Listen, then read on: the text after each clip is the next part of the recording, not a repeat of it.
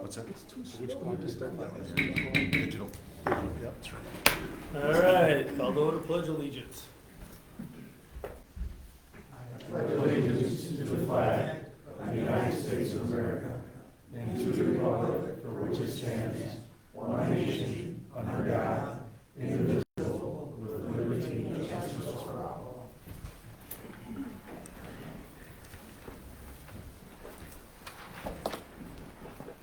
All right, roll call. Commissioner Dixon? Here. Commissioner Weeding? Here. Commissioner Walsh? Commissioner Michael? Here.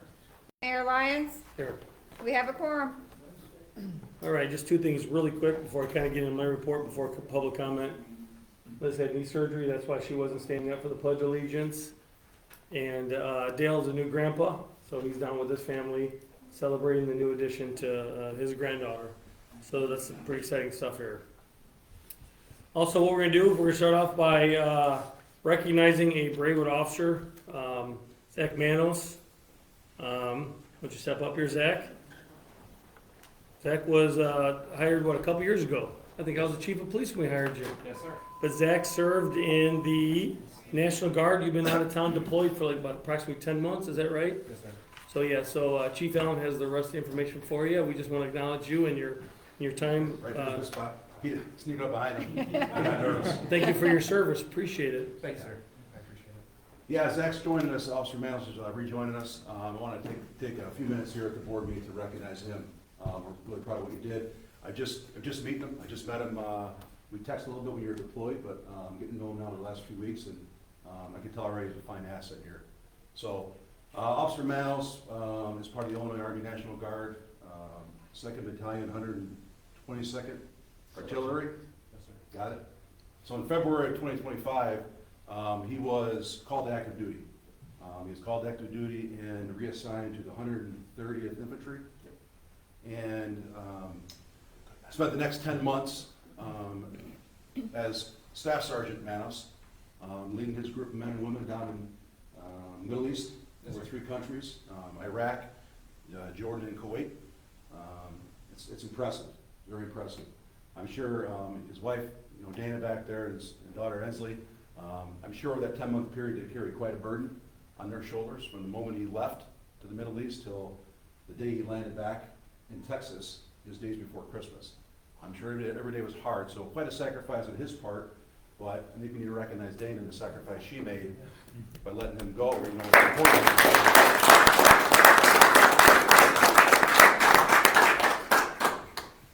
So we made up, I want to present this crystal plaque here to Officer Manos, Staff Sergeant Manos, your officer again now. And I'll read it to you.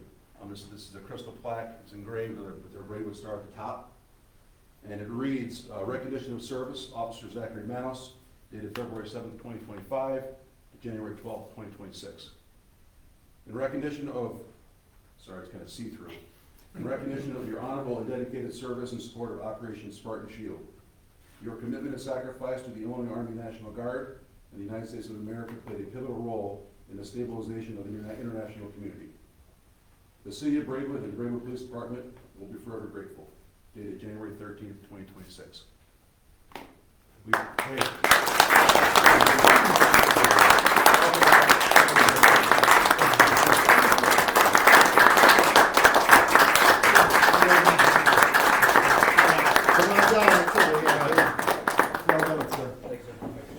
Thank you for your service. Yeah, ma'am. I appreciate it. He's back in field training now. Yes. The officer that he helped train is now helping to train him. Relearn the streets. All right.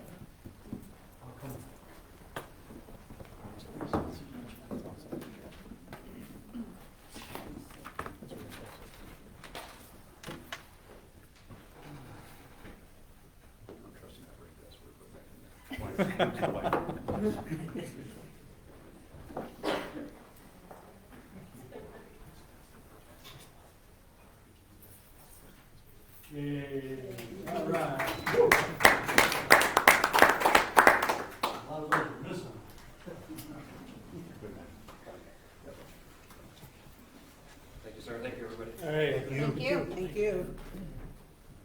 All right. Next on the agenda is gonna be public comment. BMV City Council meeting before action is taken on any item. We, after accepting approval of the minutes, there shall be a portion allowed for public comment. Public comment is allowed of subject matter pertaining to city business is not restricted to matters on the agenda. So you get a 3-minute limit, just come up, introduce yourself, your address, and you're on the clock for 3 minutes. Public comment.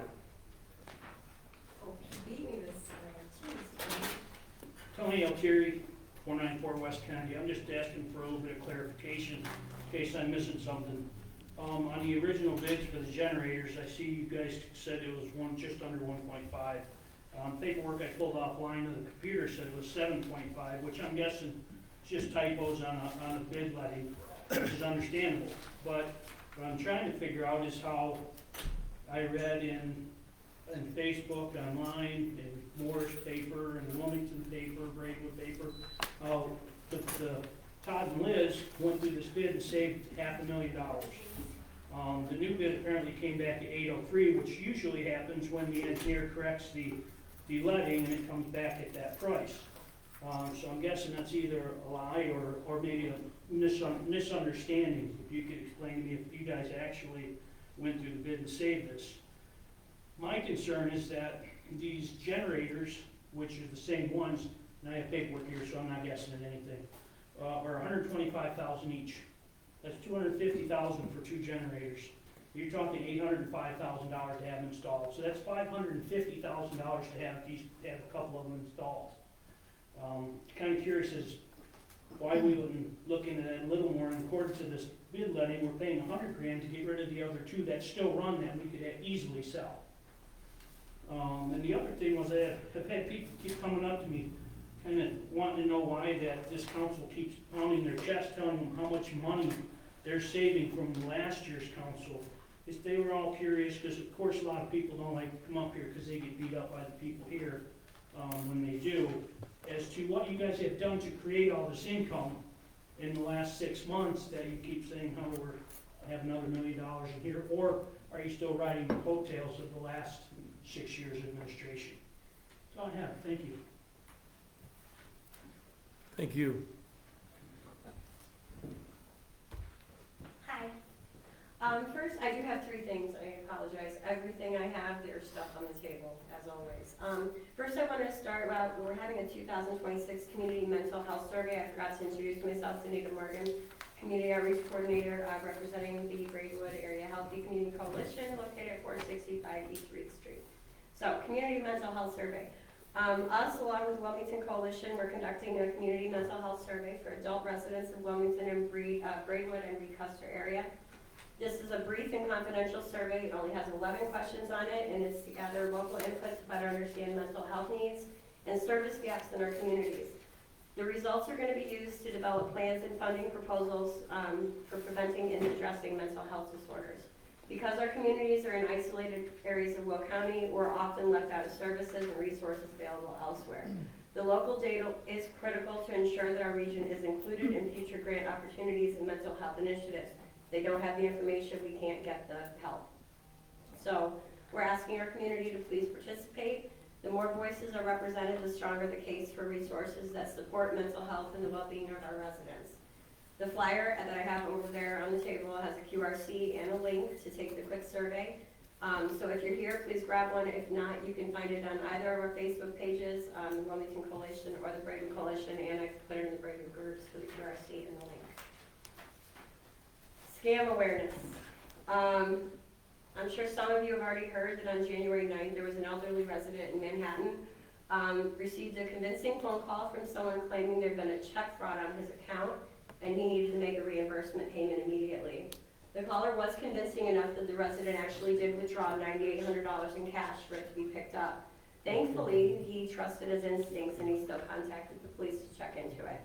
Police intervened just in time and prevented the fraud from succeeding. However, that does not happen most of the time.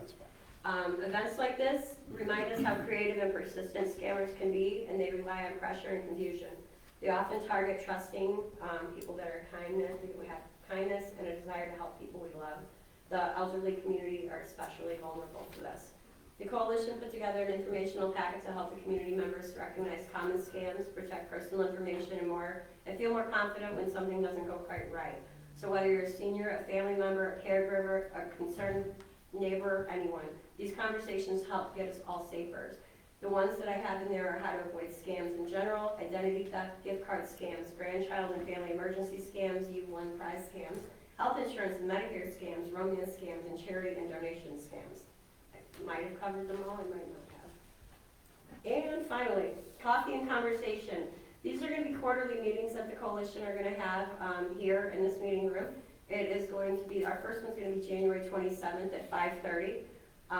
Second quarter, of course, is 3 months from now. This is casual, community-friendly meeting. We're going to discuss local substance use prevention, family wellness, and how our community can work together to support healthy choices for our kids and teens. We're going to share what prevention looks like here at home, why it matters, and how parents and our community members can get involved and can be effective otherwise. We'll have coffee, snacks, and conversation about building a healthier, more supportive community for our youth.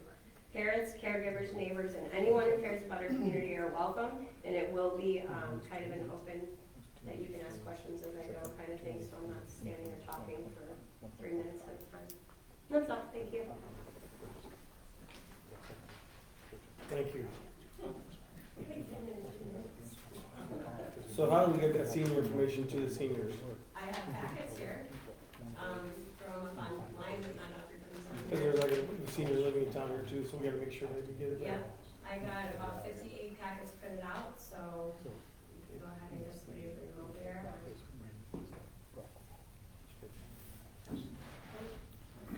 Okay, thank you. Anybody else for public comment? Okay, we're gonna close public comment. Move on to approval of minutes. We're gonna approve the minutes on Tuesday, December 23rd, 2025 at our regular scheduled board meeting. Do I have a motion to approve the minutes? I'll make the motion. I'll second. Commissioner Michael? Yes. Commissioner Weeding? Yes. Commissioner Dixon? Yes. Mayor Lyons? Yes. Motion carries. All right, so reports by city officials. So on the agenda, I have recognition of officers at Commandos for his service for the Army National Guard. Did a great job recognizing them. Thanks, Chief, for taking that responsibility and doing that. Good job. Thank you. Thank you again, Officer Manos, for your service to our country. So I just jotted a couple things. The blood drive here is going to be on January 15th, City Hall from 2 to 6. So just a reminder about the blood drive.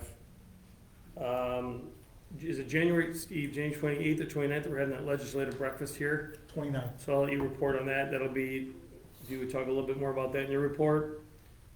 Steve and I, we did meet with a developer for a potential development at the old Jonesy's. That is still at the embryo stages, so there's not too much to report on that, but we have been meeting with developers. Just things are moving slow. There's nothing to report on the data center at this time. As I get information that's moving forward right now, the data center did purchase land in the unincorporated area of Braidwood. It is not annexed into the city of Braidwood. There are discussions for a possible annex agreement. When I have more information, I will get that out. Town center, we did apply for a grant, OSA grant, to build a town center in the downtown area behind Casey's. I have not heard on any updates on that. We applied for a sidewalk grant. Sean, did you hear anything on the sidewalk grant? Not at this point. Okay. We're starting to do like a business spotlight that we're gonna use our social media to try to promote our local businesses here in town. We will hopefully have something out in the next couple of days. Michelle, who works in City Hall, one of the girls, if you know an interest, if you own a business and you're interested in being part of this, you can email her. Her email address is markusic@braidwood.gov. She's the one that's going to handle the marketing for the city of Braidwood. We're also planning on starting an employee spotlight. We'll maybe pick it like an employee once a week and recognize our employees so the community members know who our employees are. We talked to her, we come up with that idea at a meeting. I think it's a great idea to recognize all our employees. I did receive a lot of interest, for people wanting to participate in our, events committee. So we'll be doing interviews, a lot of people have shown interest, so hopefully I'll have the names, to present to the board at the next city council meeting.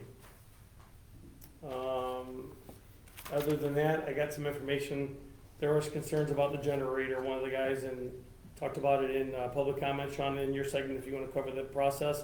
I have it, I asked for a chronological order, I was present when the bid came in at 1.4 million, and I did ask you guys to go back to the drawing boards and see if you can find something cheaper.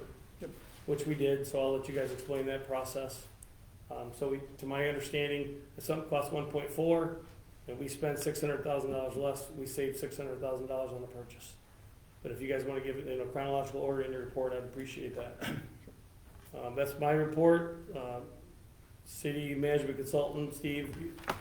Thank you, Mayor. The first item on my, on the agenda here is request a motion to approve ordinance 26-01, approving and authorizing the city of Braidwood to enter into and for the mayor to execute a professional service agreement with B&F Construction Code Services, Inc.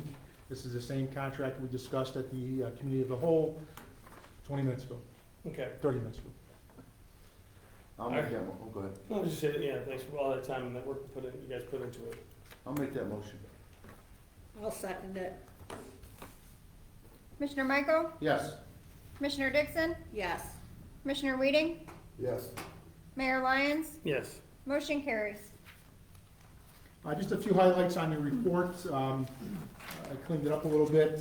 First, I just want to let the board know, we continue to work with Secure Truck Lines. As you're aware, this is a trailer storage area, truck storage area that was approved a while back. And they did not follow, actually it was never approved from a board standpoint, but they did come in and present and so forth. Their plans, they did not build to their plan. They built their berm on the IDOT right away, no landscaping. They did not run the water or sewer lines. There's no hydrants there, as they said they would do in their plan.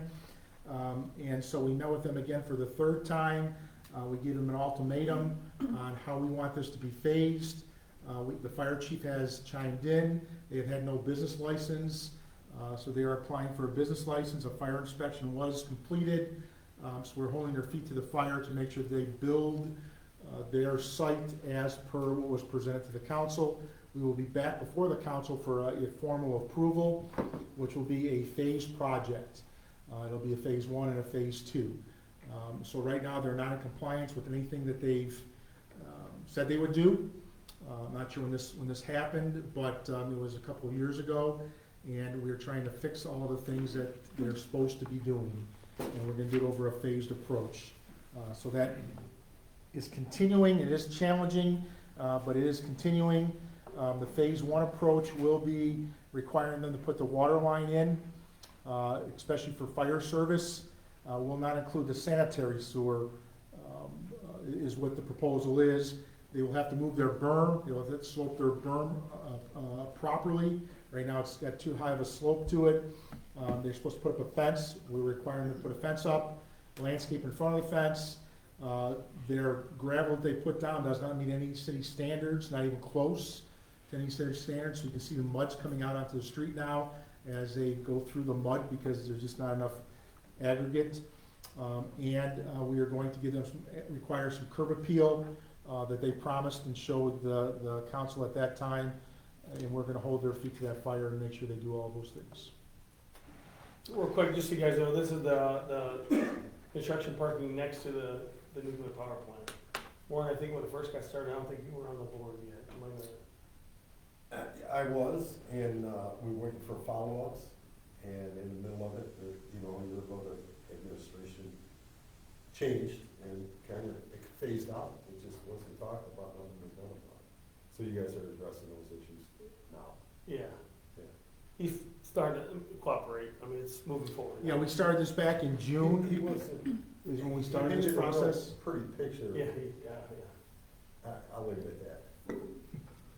he did. That's a pretty That's a good picture. way to word it. A pretty picture is right. With pictures, I think he walked in the original council meeting with nice pictures And there were some concerned citizens that were here at those Absolutely, meetings. all of us were, and, you know, we were hoping to hold him accountable as well, and so it's nice to see that. Yeah, Steve's doing a good job with that. We've had He several is gonna meetings. be held accountable, Yeah. follow the plans he presented. Yeah, I mean, that's basic. Absolutely, absolutely, that's what we are working towards. Just a real, brief update on some other things, CPR, AED, and Narcan training was held Monday and Tuesday. A big thank you goes out to Josh on, hosting that training, and probably about 90% of the staff attended, Josh, I would think, pretty darn close to 90%. So that is a huge, huge win. Community conversation, Danita talked about that, it will be next Tuesday, the 27th, or 2 Tuesdays, right? Yeah, 2 Tuesdays, the 27th, beginning at 5:30 prior to the council meeting. Let me just circle a couple things here. Legislative breakfast, the mayor talked about that. I believe we have 4 RSVPs, I think, or 5, counting the mayor text. So we should have a good legislative outreach. It is private. It is a private meeting. It is not open to the public, so it is a private discussion with our legislators. Adjudication, the chief is recommending to hire Scott Dillner from this long law firm. We will have an engagement letter before you, hopefully at the next council meeting, to hire Mr. Dillner. Boundary line agreement, we are meeting with all of the surrounding mayors. We have a proposed boundary line with Cole City, and we are proposing boundary lines with Wilmington, Godley, and Diamond. So we have meetings scheduled, or we're working on meetings scheduled with the mayor. We did some GIS work, Sean did some GIS work. Our goal is to secure our boundaries for future development here in the city of Braidwood, and that's what this boundary line exercise is hoping to accomplish. Our goal-setting workshop, our final workshop will be Wednesday, January 21st, beginning at 5 p.m. here at City Hall. 6 p.m., right there. 6 p.m. And Sarah will be cooking. She just found out. George ain't buying it. George ain't buying it. George will have no dinner that night, so then I don't know. So we will post an agenda, and it's That is a open. public meeting, It's a correct. public meeting. And that's all I have. Yeah, you read your reports, there's a lot of other things there, please, give me a call if you have any questions. And That's make all I any have. questions about any of these reports while we're here. Oh, Where do we stand on the digital entrance signs? Has there been anything new?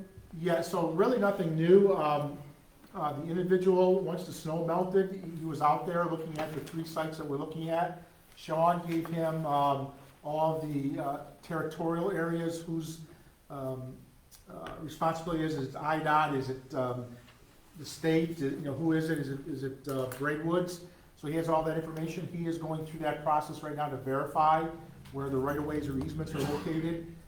He did email us back probably about 2 weeks ago. Yeah, that he was out for a little while. Yeah, he was out for a little while, but he will be out scouting those areas. Thanks. Sure. okay. City clerk, Nothing to report tonight, Mayor, thank you. engineer, The only thing I'm gonna talk about, Mary, is, I'll just kind of give a little more information about the generator project, just so everyone's aware. We first became aware of the project roughly May of '24. Rob had gone out and got some quotes, he was noticing some issues with the generators and concerns with how they're operating, everything along those lines. I found out about the actual specific project details probably more September of '24. There were some concerns because Rob had he essentially, he'd worked with ComEd. ComEd actually does an energy audit essentially, and it kind of evaluates what sizing you might need for the generators. So there were 2 sizes that were basically quoted at the time. One was 750 kilowatt generator for the wastewater plant, and a 500 kilowatt generator for the water plant. Just basically got quotes from Cummins like, hey, what would it take to basically replace these generators? Just the generators provided themselves. And that's where those 2 numbers came up. The number for the 750 kilowatt generator was like $293,000, and it was 124 and change for the 500 kilowatt generator. The staff here at the time, the administrator, recognized that there was a concern with, hey, do we really need to go to a 750 watt generator? We looked at that, we discussed it, we met with with staff, late 24, early 25, came to the conclusion that a 500 kilowatt generator would suffice essentially. We were using those quotes as kind of a ballpark idea to estimate the project. So you're looking at roughly $125,000 for the 500 kilowatt generator. Two of those is basically the number, you start talking $250,000. Talking more with Rob after the fact, those numbers did not include installation of the generators. Those were pretty broad brush generator numbers. When we started getting into it and started looking at it, Rob started calling some of the contractors would not quote the project without having a design done of the project, which actually spells out, you know, what pads have to be installed, demolition, what new electrical equipment needs to be put in, what conduits have to be put in, transfer switches, things along those lines. Yeah, and one of them actually has to be moved. The wastewater plant generator essentially could stay pretty much in the same location, except that the pad needs to be much larger because it's a 350 going to a 500 kilowatt generator. The water treatment plant generator needs to be relocated because it's basically being eaten up by the sulfur dioxide when you strip it from the water itself. So that's being relocated. So essentially we had to kind of do a design on everything else. We ran the numbers, we put everything together, designed the project. While we were in the process of designing the project, the water treatment plant generator essentially went kaput. It no longer works, it doesn't, it's basically, it's dead in the water. So it has to be destroyed basically and abandoned. The 350 kilowatt generator, which is at the wastewater treatment plant, still works for now. Essentially it's kind of limping along at this point in time. So we prepared the design for this project. We went out, we talked to 11 different contractors. We had one bidder on the project. We talked to a bunch of the contractors after the fact, essentially found out that for more or less, for good or bad, there's a lot of work out there for contractors and they just don't have enough electricians. So a lot of them did not want to bid the project because they weren't sure they'd be able to get the project done in time. There was concerns also with the tariffs and everything else, so the cost went up for the generators. The generators, what we were using when we estimated was about 173 per generator for a 500 kilowatt generator.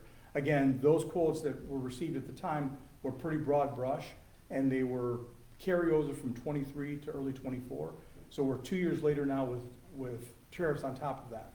So, you know, we ran the numbers. We had an estimate of just under $700,000, $692,000. One bidder provided a bid to us. It was $1.4 million, and 1.4 and change was what was read. But when you actually calculate the bid, because these are unit price bid items, they made a couple of mistakes on their error, some transcription. So the actual, when you actually contract the generator project, if you would have awarded it to them, you had to contract with the unit prices, and it would have been $7.5 million. So that's where the number was. The as-read bid did not match the calculation because there was a transcription error. So the council essentially said, we're not gonna take that bid. And on top of that, the 1.4 is much higher than we still figured the cost of these projects should be. So council rejected it, authorized staff to go and negotiate with contractors to see if we could come up with some cost savings. So we did. We met with the contractor, Gaskell Walton. We talked about some of the concerns that they had for some of the ancillary items. Some of the concerns were, hey, can we keep the generator in the same location for the wastewater treatment plant? We understand we've got to move the other one, but again, these guys aren't general contractors. So they're putting a lot of hedging their bets on all their cost items. Hey, if we have to do this work, we have to give a real high unit price here. Maybe, hey, can the city do some of that work? Can the city help us to, hydro excavate when we put in the new conduits? Can we leave some of the materials, the spoil material on site? So we actually wound up going back and forth and negotiating with the contractor, came up with a revised scope that made sense, certain things the city could do, city staff could do, and materials that we could leave on site because we have space for it. And we're able to get those costs down to what we thought was going to be a reasonable scope approach. They could focus on simply ordering the generators, providing the generators, and we went back out and asked for proposals. The bidding contractor provided a proposal for us, He was using CAT generators, which is a different generator. There's basically three types of generators that are most commonly used for municipal applications: CAT, Kohler, and Cummins. So he was using CAT generators, but we allowed them to use, as long as it meets the specs, you can choose the generator you want. We also went out and talked to two other contractors the city has worked with, Clennon Electric and Excel Electric. Both of them said they were gonna provide a proposal. We got a proposal from Excel Electric. Clennon decided last minute they weren't gonna be able to provide it. Again, another demonstration, they're just too busy. There's not enough people out there to do it. When we actually opened the proposal and looked at it, we saw that we were gonna realize a savings of about $270,000 from what Gasco originally gave us. So their bid was still gonna be about $1.2 million lump sum to get the work done, including the generators. Excel gave us a number of $730, I think is what it was. However, they were using Generac generators, which Generac, basically people know Generac because they do generators for homes. They also do it for some commercial buildings. However, they're still breaking into the market for municipal.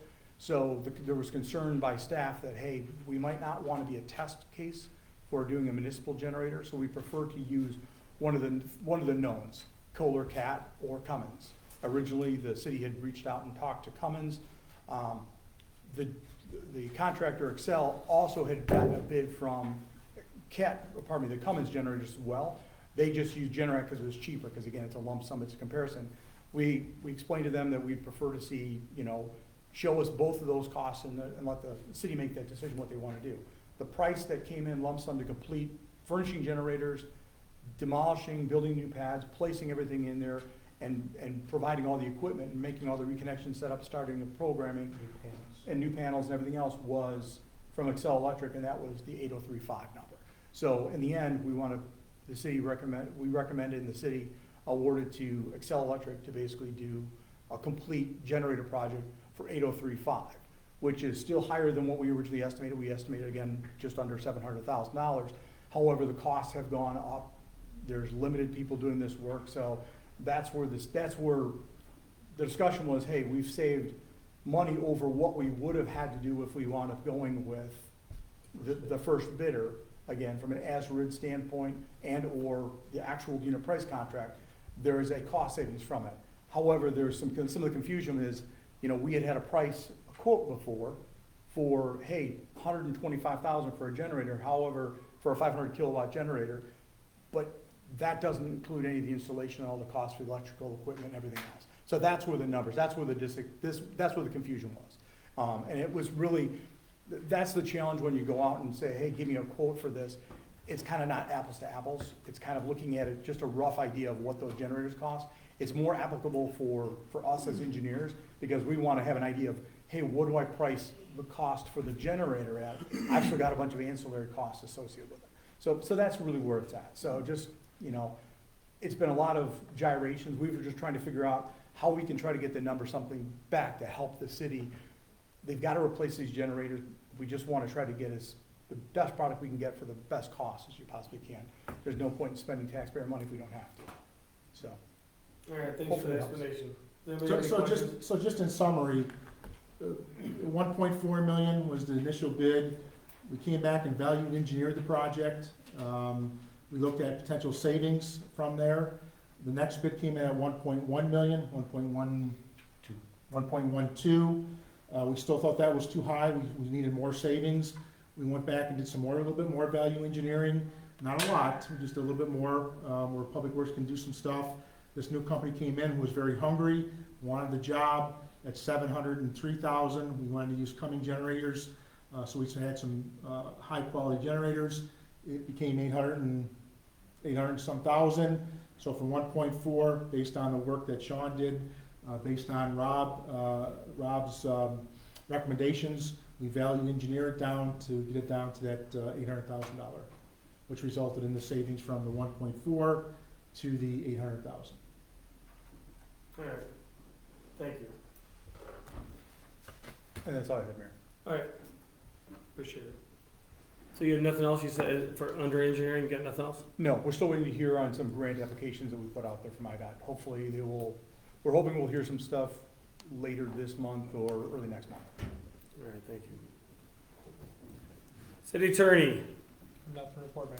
Thank you. All right, we're gonna move on to reports by city commissioners.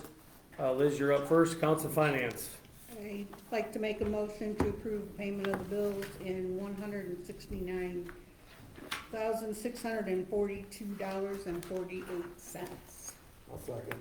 And included in that is BNF zoning, $10,000 to update the codes, and $3,600 for easy plan review.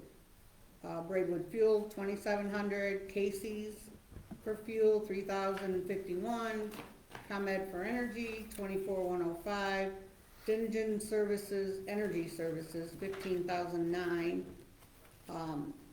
They replaced 2 sewer plant air filters at $29.26. We made the payment on the car loan, the car dealership loan, and for $13,179, and we did receive this year's rebate check so that we have gotten our money for all the payments we have made in this year. $20,000 for insurance payments for local 150 employees, and $6,262, and that was our portion of the new lights in the city hall and the police department. Commissioner Dixon? Yes. Commissioner Weeding? Yes. Commissioner Michael? Yes. Mayor Lyons? Yes. Motion carries. I would like to make a motion to approve payroll in the amount of $89,849.69. I'll second. Commissioner Dixon? Yes. Commissioner Michael? Yes. Commissioner Weeding? Yes. Mayor Lyons? Yes. Motion carries. So, December 31st financial statement come out. This is a statement that I have had the accountant make every month since I've been in May. He is looking at prior 24, matching it up to 25. He is also keeping track of what we have, what we're spending. We can go and look on it every month and say, uh-oh, we're out of bed or we're not. So these aren't numbers that I have made up. These aren't numbers that are coming out of top of my head. These are numbers that you can even go look at because they are on the city website. You can open up the financial statements and look at them. So, the city across all government funds has recognized revenue of $5.64 million. The city across all government funds has recognized expenditures for $4.18 million. The overall net change in fund balance is a surplus of $1.49 million. Now that sounds like a lot of money, and it sounds like we can just go out and spend $1.4 million, but we can't. Because that 1.49 includes restricted accounts, police department's accounts, MFT, TIF, water account. We can't just go out and spend that money. They have been appropriated and projects have been assigned to them, and that's the only way we can spend that $1.49 million.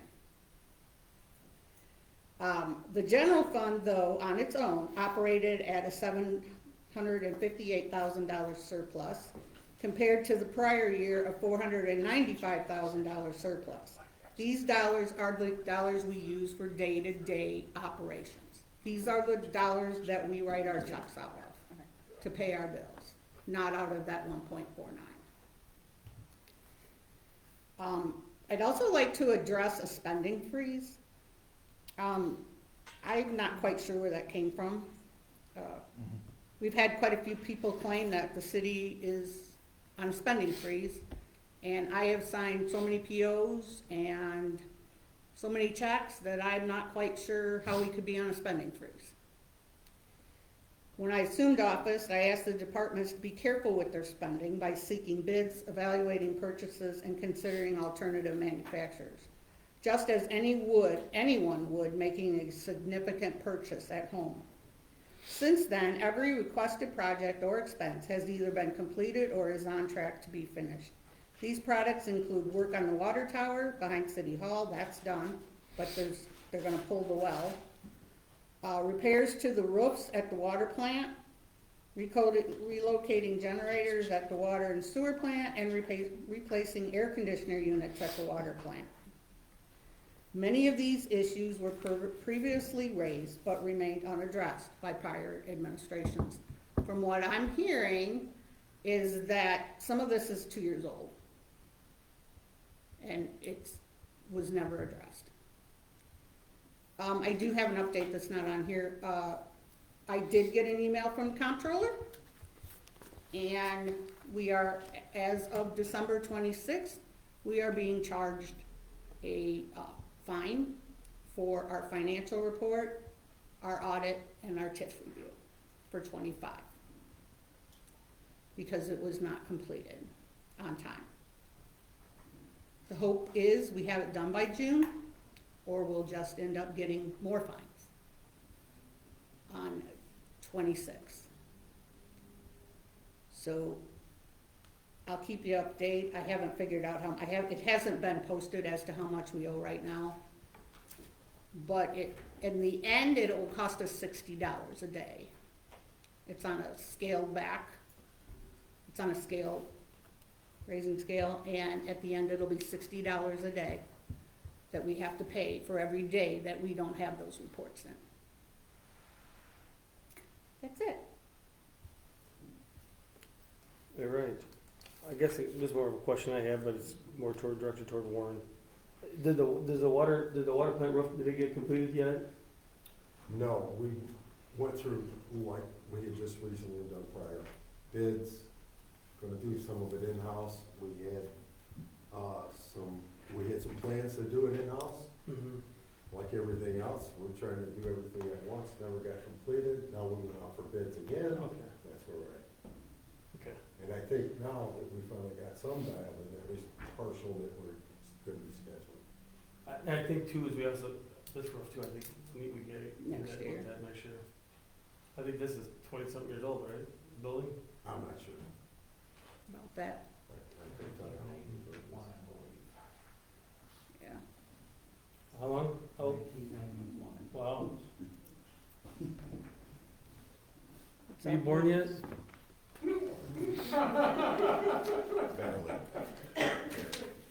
All right. Okay, streets and public improvement. I don't know if anybody's got Dale's report. Again, he's out of town. In addition to his family.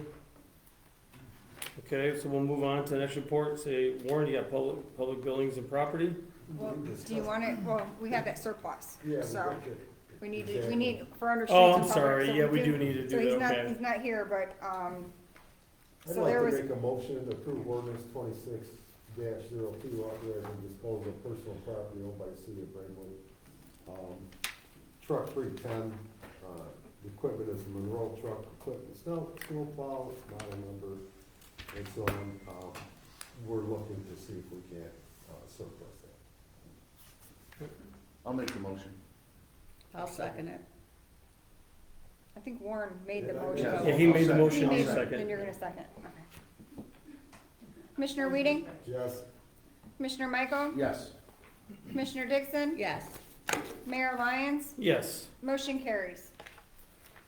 All right, now we can move on to public building and property, your report. We've covered a lot of things that discussed earlier that's going on, you know, a lot of things moving forward. George and the guys had 60 locates, 8 meter repairs, 2 water leaks, 4 inspections for lead and copper list, 2 frozen meter replacements, and 4 emergency shut-offs. That's all I have, Mayor. Thank you. Thank you. Moose, you're up. Public health and safety. All right, I'm gonna need a motion to approve ordinance 2603, waiving competitive bidding and approving the purchase of a 2025 Ford Police Interceptor utility vehicle from Curry Motors. I'll make that motion. Second, I'm sorry. Commissioner Michael, Yes. Commissioner Dixon, Yes. Commissioner Weeding, Yes. Mayor Lyons, Yes. motion carries. All right, I got, please. Real quick, for those, go just ahead. explain to you, for those just joining us, we did talk about that at community whole of why we're,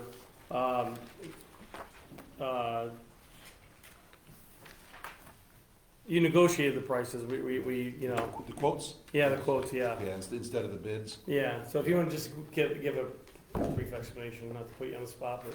Yeah, so the bid process would come into play if we are not in immediate need for squad cars, so we would send out the specs for now a 2026 Ford Utility Interceptor to at least 3 dealerships for competitive bids. We need the cars now, so we are sort of stuck getting quotes on what area dealerships have on the lot. And by doing so, you're sort of stuck with what they have on the lot and how it's upfitted. And these dealerships will place squad car orders for agencies that may turn down the car when it shows up, or the dealership guesses what agencies might want upfitted with police features in these specific cars. And we ended up, out of the 3 different quotes we got, the most appropriate squad car for Braidwood would be the one from Curry Motors that is in white color as opposed to blacks, a lot of black out there. And it's upfitted with the police features that we're looking for and at the best price. All right, thank you. All right, I have the police activity report, total number from December 23rd to January 2nd of 26. Total number of calls were 335. We had 37 case reports. We had total subject arrested were 5. Total arrest charges was 13. Total number of traffic stops was 126. There was 32 citations. There were 68 written warnings, 4 semi-truck violations, and total number of fee tickets were 22.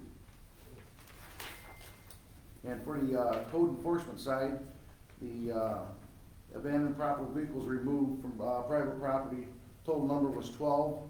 By compliance was 12. And we had none that had to be towed. So everybody is following rules and going with the compliance. And I got an additional police department activity report. As Steve made mention earlier, special mention is in order for Josh Vallado. Josh trained the city hall staff and public works staff, first aid, CPR, and Narcon. And the last couple of weeks, our police department responded to several high-stress and complex police incidents and handled each of them with utmost professionalism and care.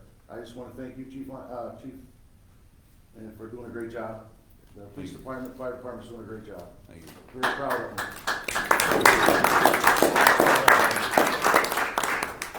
Hey, real quick, just for clarification of the report, just because I'm hearing things in the community. Since we started kind of enforcing some ordinances, how many vehicles have you guys had to tow off property? I remember one, it was like a camper or something with trees or. We've removed a few campers. I know Sergeant Peterson, who's sort of been heading the code enforcement now, along with our code enforcement officer, Ricky Cornelli. He told me this morning, just in the back half of 2025, we've now he hit the 80 mark. So we've brought 80 vehicles into compliance by either removing them by tow or gaining compliance from the vehicle owners. 80 vehicles, and that includes the trailers, some pop-up campers, mostly cars though. Yeah. I think we've only gone to court twice. So it must be a lot of compliance. A lot of compliance. Yes. Some faster than others, but they're getting there. Just need a nudge, most people just need a nudge. yeah, some nudges, some don't respond to nudges, and they get a P ticket and they respond to the P ticket. All right. Well, thank you guys for doing that, Mhm. appreciate it. Yeah, they do it. Peterson and Cornelli do a very fine job with it. I'm not gonna take that credit. They're doing a good job. All right, next up on our agenda is planning and zoning. We'll be here from planning and zoning. Okay, the next scheduled planning and zoning is on Wednesday, February 4th, here at 7 PM, if you can make that planning and zoning meeting. Old business. Anything up on old business? About new business? I got one thing to say, Mayor. It's not new business, but tomorrow night, our varsity high school cheerleaders are at home for the conference tournament. They take the floor at 7 o'clock. It's all the conference teams, and we'd like to see everybody support if possible. Thank you. All right. Executive session. Has anybody got a motion, anything up for executive session? No. Okay, then our next city council meeting, our regular city council meeting is gonna be January 27th at 7 PM. The next committee of a whole meeting is gonna be on Tuesday, February 10th, at 6:30. But that's there, The 6:30. goals and objective is Got it. next week. Okay. Before I have a motion of adjournment, go Bears. Do I have a motion for an adjournment? I'll make that motion. I'll second. Commissioner Weeding, Yes. Commissioner Michael, Yes. Commissioner Dixon, Yes. Mayor Lyons, Yes. we have adjourned. Now you say go Bears, right? Bear down.